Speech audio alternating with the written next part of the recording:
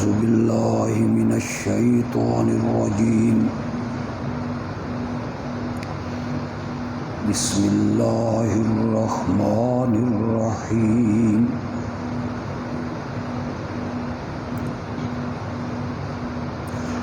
فأقم وجهك للدين حنيفا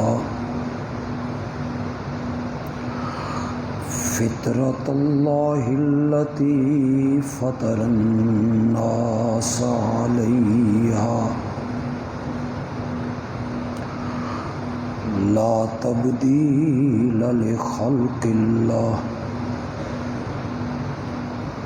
ذلك الدين القيم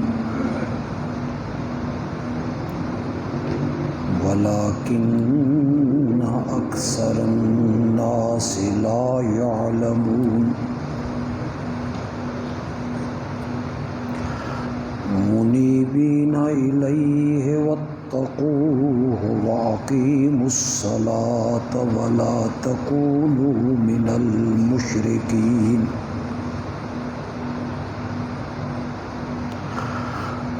من الذين فرقوا دينهم وكانوا شيعا كل حزب بما لديهم فرحون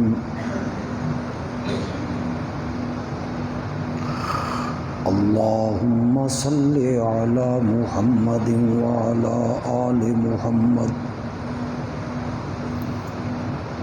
كما صليت على إبراهيم وعلى آل إبراهيم إنك حميد مجيد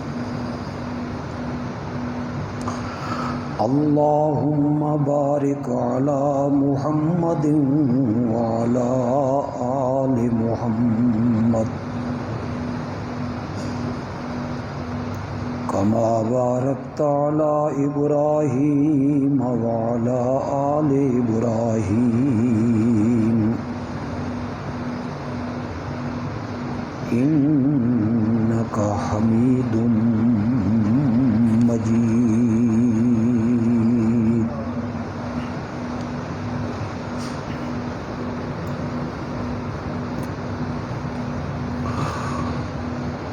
سورۃ الروم کی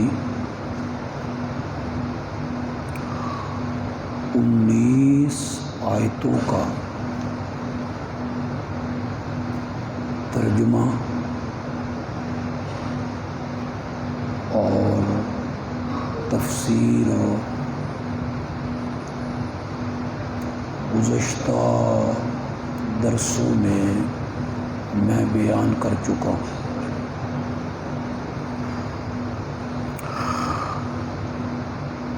آیت نمبر 19 میں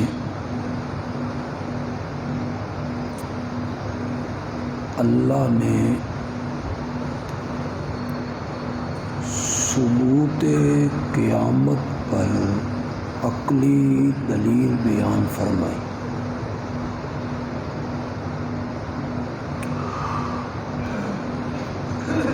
جو اللہ جاندار کو بے جان میں سے اور بے جان کو جاندار میں سے نکالتا ہے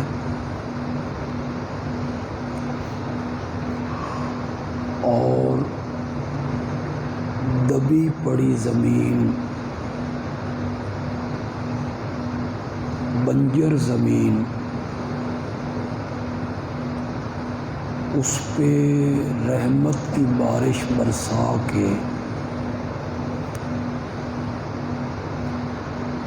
اسے ہرا بھرا کر دیتا ہے۔ وہی ہستی اس بات پر قادر ہے کہ قیامت کے دن تمہیں قبروں سے زندہ کر کے باہر نکال لائے۔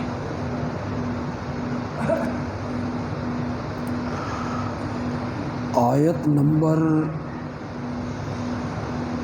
20 سے لے کر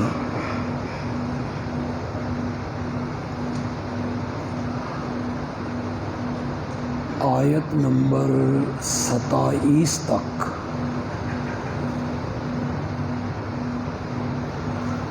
اللہ نے اپنے دعوی توحید پر عقلی دلائل پیش فرمائے۔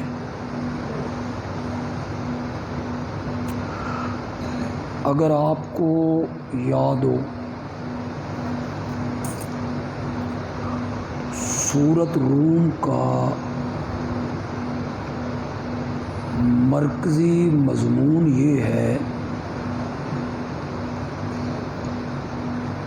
کہ اگر تم شرک سے بچے رہے اور توحید پر قائم رہے تو میری مدد بھی تمہیں حاصل رہے گی اور دشمنوں کے مقابلے میں تمہیں کامیابی بھی عطا کروں۔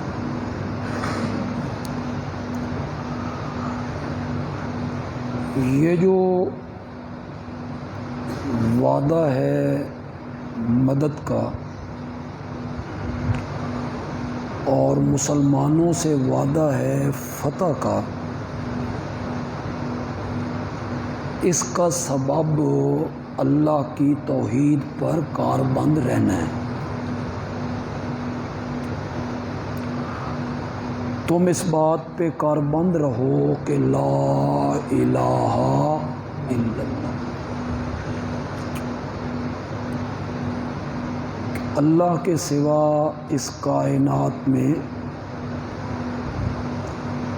کوئی بھی الہ بننے کے لائق نہیں۔ جس توحید کی وجہ سے فتح ملنی ہے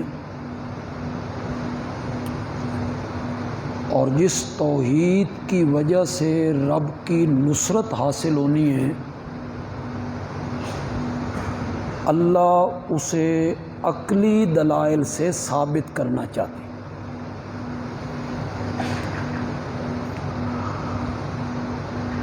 عقلی لحاظ سے اللہ یہ بیان کرنا چاہتے ہیں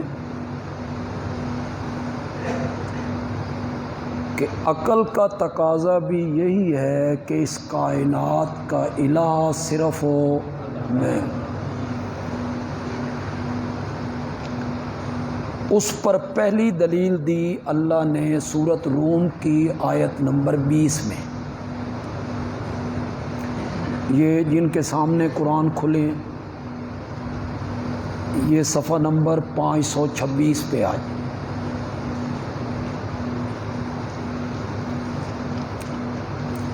آیت نمبر 20 پہ آج وَمِنْ آیَاتِهِ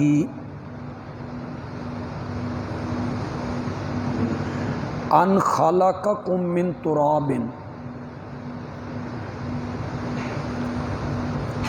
ثم اذا انتم بشر تنتشرون۔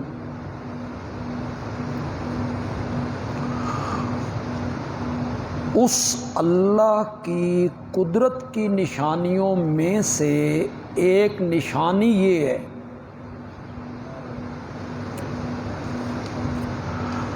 اللہ کی قدرت، وحدانیت، الوہیت، اس کے بہت سارے دلائل ہیں، بہت سارے نشان ہیں۔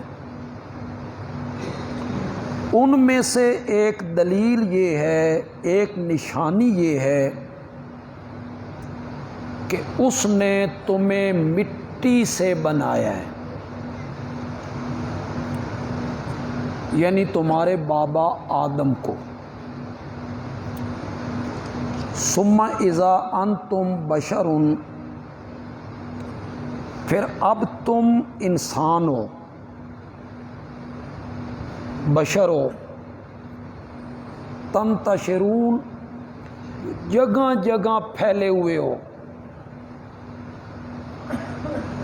یا تو مراد یہ ہے کہ تمہارے بابا آدم کو مٹی سے بنائیں، یا یہ بھی مراد ہو سکتی ہے کہ ہر بندے کی پیدائش میں مٹی کا عمل دخل ہے.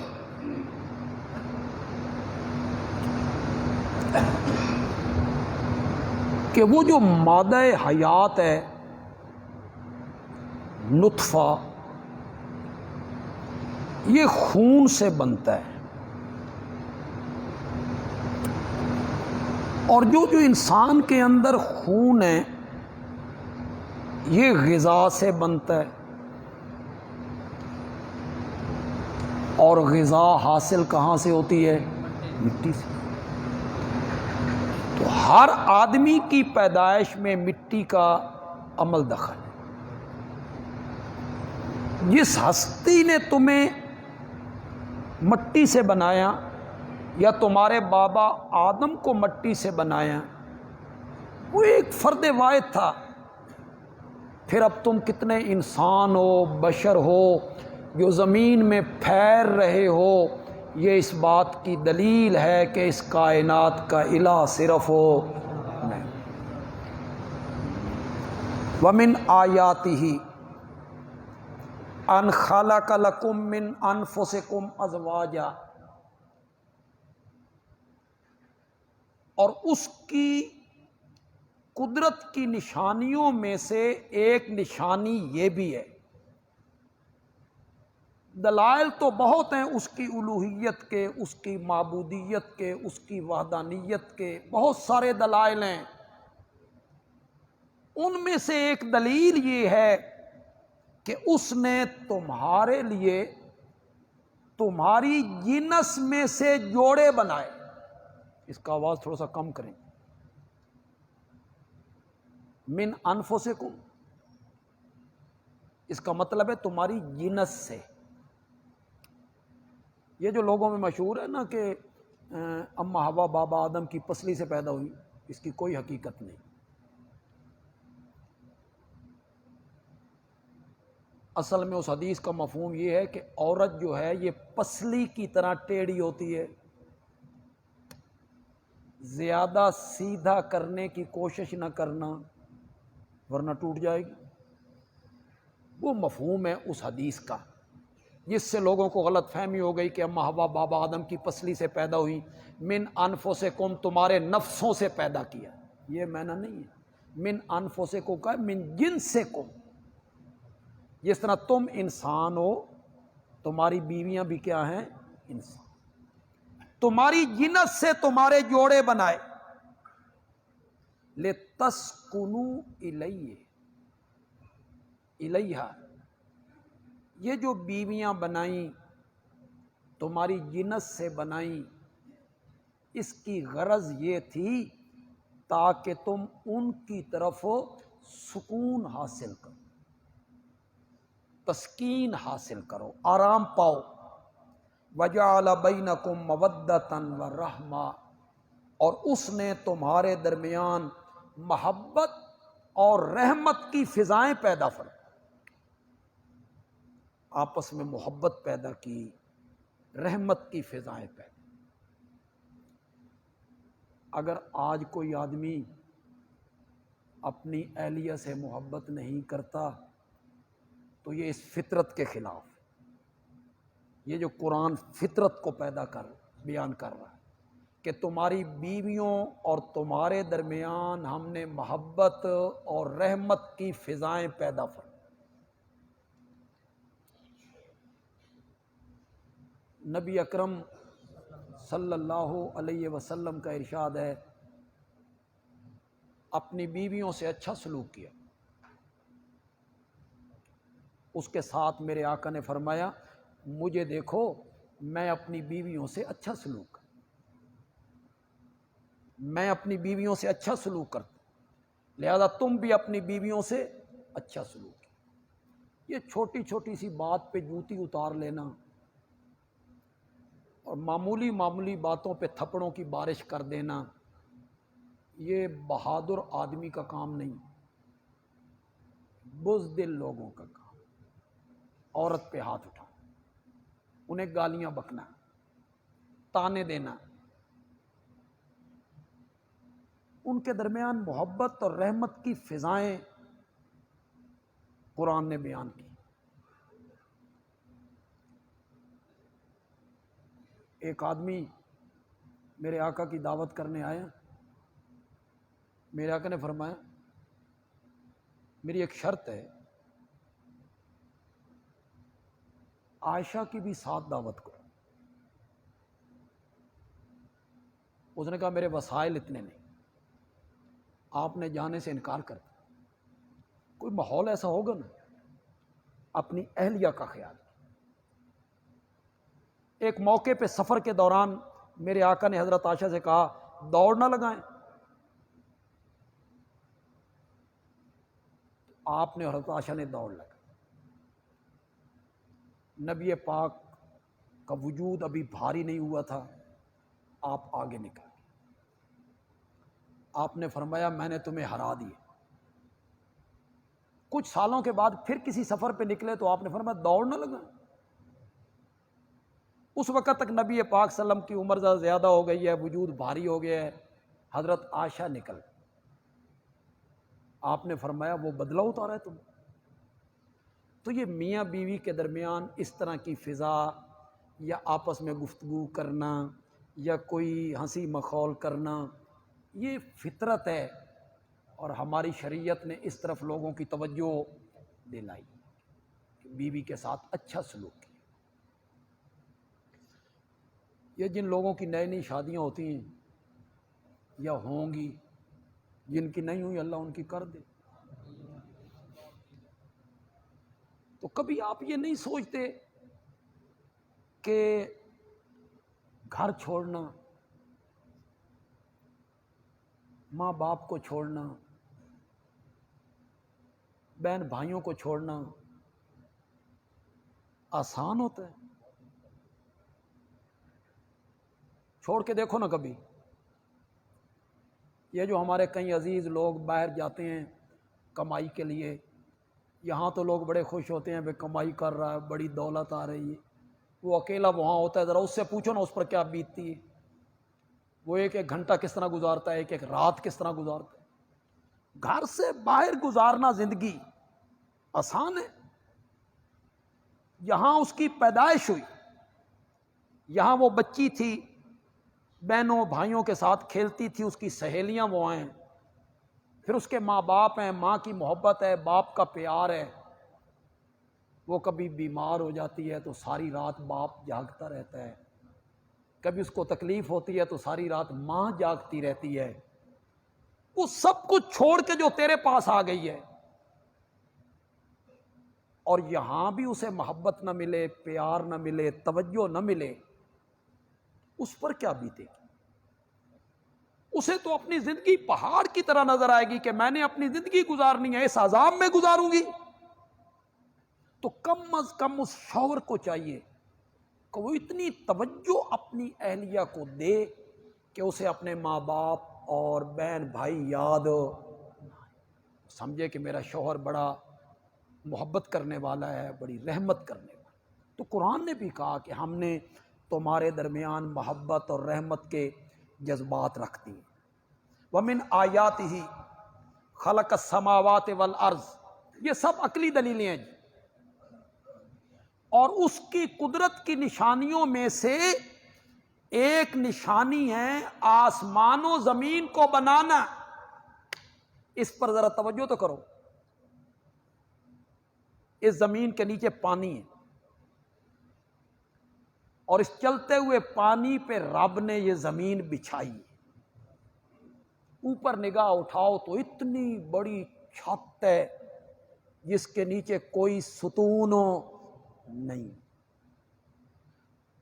وَاخْتِلَافُ أَلْسِنَتِكُمْ وَأَلْوَانِكُمْ، اور تمہاری زبانوں کا مختلف ہونا اور تمہارے رنگوں کا مختلف ہونا۔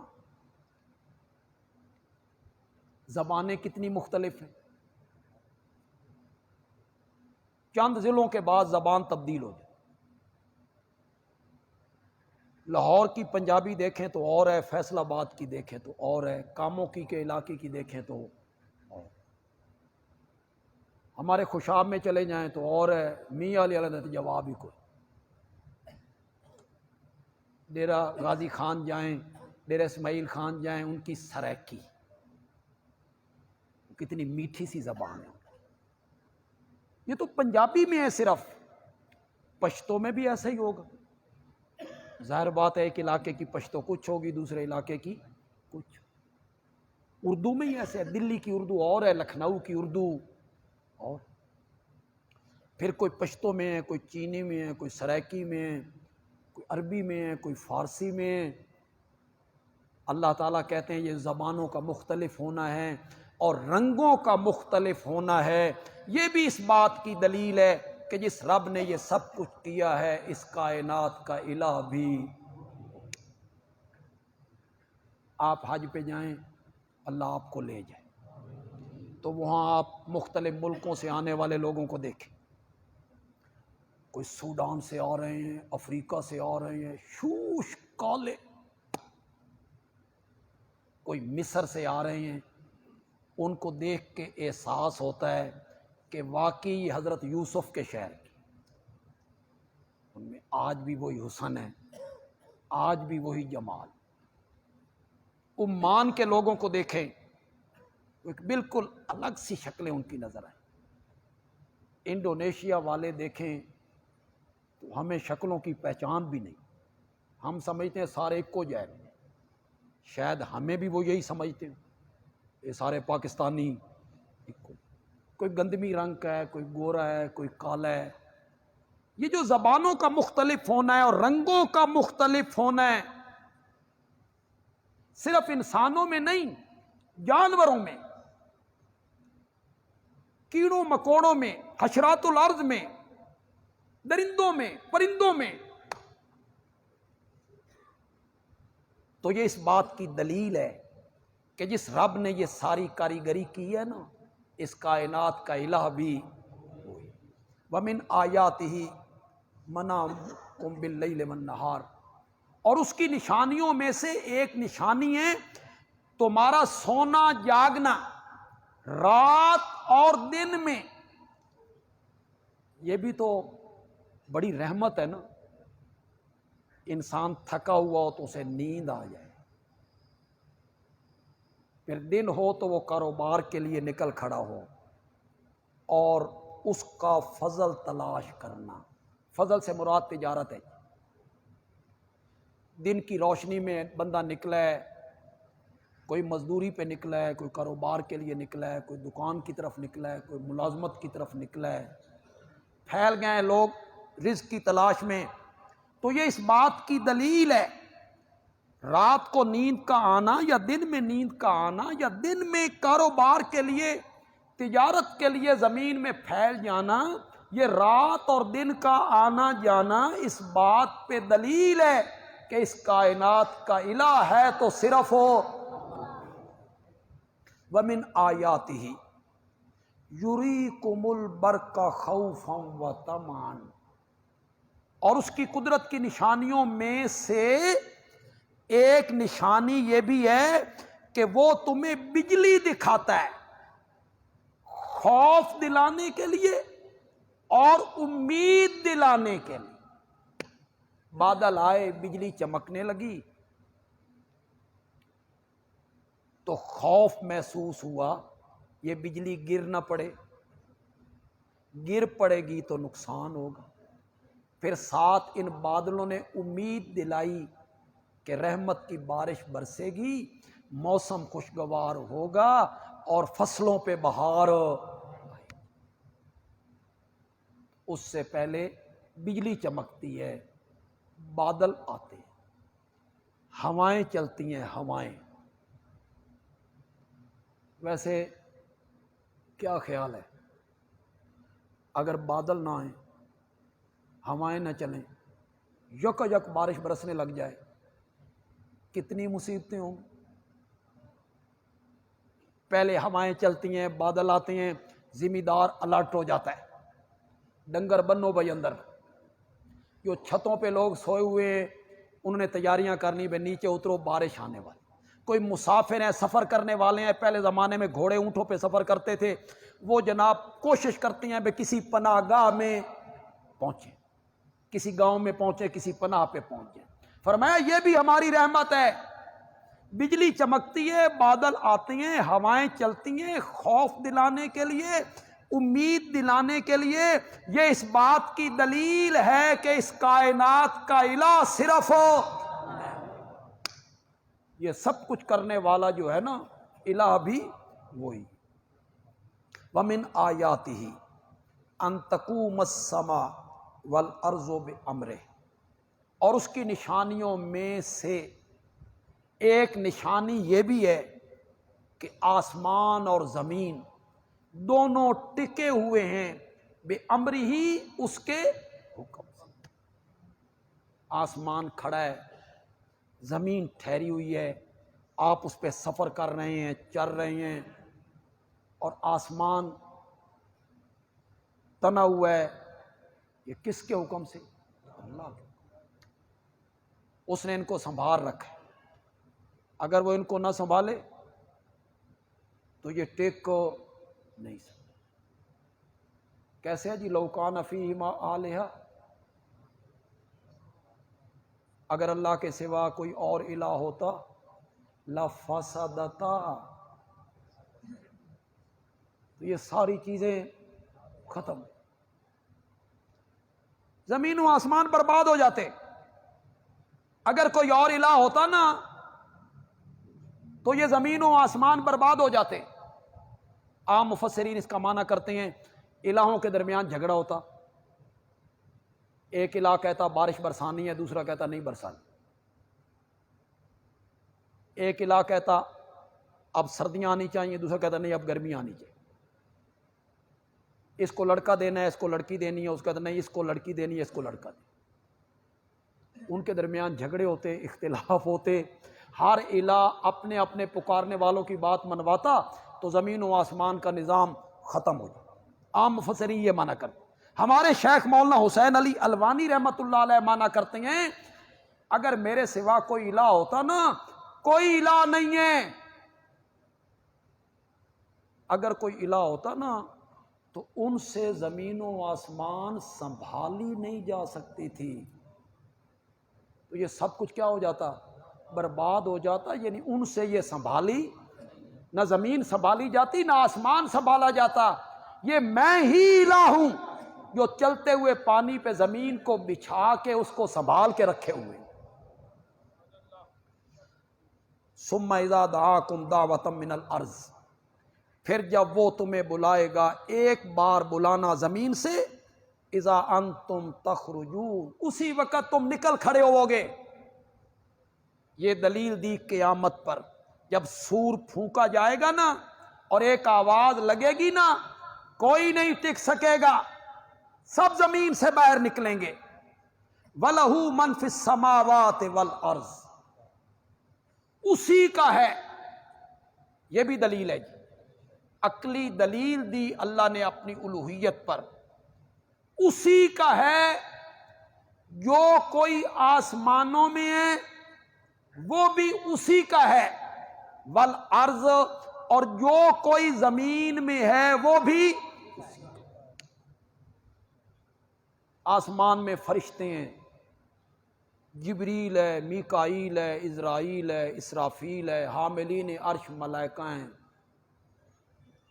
سورج ہے، چاند ہے، ستارے ہیں، آسمان ہیں، زمین ہے، زمین میں پہاڑ ہیں، فصلیں ہیں، شجر ہیں، حجر ہیں، دریا ہیں، سمندر ہیں، انسان ہیں، جنات ہیں، جتنی چیزیں بھی ہیں اسی کی ہیں۔ بات تو بڑی سادہ سی ہے لیکن اس کی تہ میں تو اترو جائے، زمین و آسمان کی ہر چیز اسی کی۔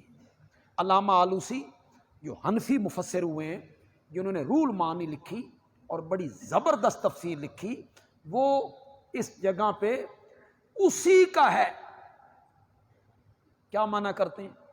اسی کا ہے خلقن، اسی کا ہے ملکن، اسی کا ہے تصرفاً، اسی کا ہے اختیاراً، اسی کا ہے تدبیراً، اسی کا ہے تصرفاً، اسی کا ہے احیاءً، اسی کا ہے اماتتاً، اسی کا ہے۔ کیا مطلب؟ پیدا کرنے کے لحاظ سے اسی کا ہے، ملک کے لحاظ سے اسی کا ہے، اختیار کے لحاظ سے اسی کا ہے، تدبیر کے لحاظ سے اسی کا ہے، تصرف کے لحاظ سے اسی کا ہے، زندہ کرنے کے لحاظ سے اسی کا ہے، مارنے کے لحاظ سے سب چیز زمین و آسمان کی اسی کی ہے۔ جو کوئی آسمان و زمین میں ہے، کل لہو قانتون، سب کے سب اسی کے فرما بردار، سب کے سب اسی کے مطیع ہیں، سب کے سب اسی کے غلام ہیں۔ وَهُوَ الَّذِي يَبْدَأُ الْخَلْقَ ثُمَّ يُعِيدُهُ، وہی ہے جس نے تخلیق کی ابتدا کی تھی، شروع میں اسی نے بنایا، ثُمَّ يُعِيدُهُ، پھر وہی اس کو دوبارہ دہرائے گا، اعادہ کرے گا، اعادہ کرے گا۔ شروع میں بھی اسی نے بنایا، قیامت کے دن پھر ساری خلقت کو دوبارہ زندہ کرے گا۔ وَهُوَ أَهْوَنُ عَلَيْهِ، اور یہ دوبارہ زندہ کرنا اس پر زیادہ آسان ہے۔ پہلی مرتبہ بنانا مشکل ہوتا ہے، دوسری مرتبہ بنانا مشکل نہیں ہے، تو پہلی مرتبہ ہم نے بنایا ساری کائنات کو، تو دوسری مرتبہ بنانا تو زیادہ آسان ہے۔ وَلَهُ الْمَثَلُ الْأَعْلَىٰ، اسی کی صفتیں ہیں بلند و بالا، اسی کی صفتیں ہیں اعلیٰ، آسمانوں میں بھی اور زمین میں بھی۔ جلندی صاحب نے المثل کا معنی کیا شان، اسی کی شان ہے اعلیٰ، آسمانوں میں بھی اور زمین۔ میں نے معنی کیا صفات کا، اسی کی صفتیں ہیں اعلیٰ، خالق ہونا، مالک ہونا، رازق ہونا، محیی ہونا، ممیت ہونا، مدبر ہونا، عالم الغیب ہونا، مختار کل ہونا، السمیع لکل دعا ہونا، العلیم لکل حال ہونا، چیونٹیوں کے قدموں کی آہٹ کو بھی سننے والا ہونا۔ اسی کے لیے ہیں صفتیں اعلیٰ اعلیٰ، اسی کے لیے ہیں آسمانوں میں بھی اور زمین میں بھی۔ وَهُوَ الْعَزِيزُ الْحَكِيمُ، غالب بھی وہی ہے اور حکمت والا بھی، زبردست بھی وہی ہے، العزیز۔ ساری کائنات اور کائنات کے تمام افراد زیر دست ہے، سب کے ہاتھ نیچے ہیں، اللہ کیا ہے؟ زبردست ہے، اس کا ہاتھ سب سے اوپر ہے۔ کیا مطلب؟ سب لینے والے ہیں، وہ دینے والے۔ یہ ہے العزیز، غالب، زبردست، اس کا کوئی کام حکمت سے خالی نہیں ہو۔ یہ اللہ نے دلیلیں دی، کس پر؟ اپنی الوہیت پر۔ کتنی ساری دلیلیں دے دی اللہ نے، آیت نمبر 20 سے شروع کیا 27 تک لے آئے، دلیلیں دیتے چلے گئے، دیتے چلے گئے، دیتے چلے گئے۔ ثابت کیا کرنا چاہتے ہیں؟ اس کائنات کا الہ صرف میں، اس کو مانو گے تو فتح دوں، اسے تسلیم کروں گا تو میری مدد تمہیں حاصل ہو۔ پھر اللہ ایک تمثیل بیان کرنے لگی، کس کے درمیان؟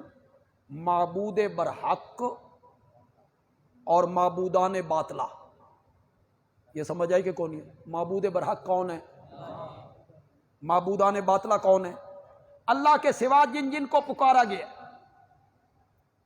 اللہ کے سوا جن جن کے نام کی نظر و نیاز دی گئی، اللہ کے سوا جن کو مشکل کشا، حاجت روا، داتا، گنج بخش، کھوٹی قسمتیں کھری کرنے والا، چھپر پھاڑ کے دینے والا، کہا گیا، اللہ اس کی ایک تمثیل بیان کرنے لگے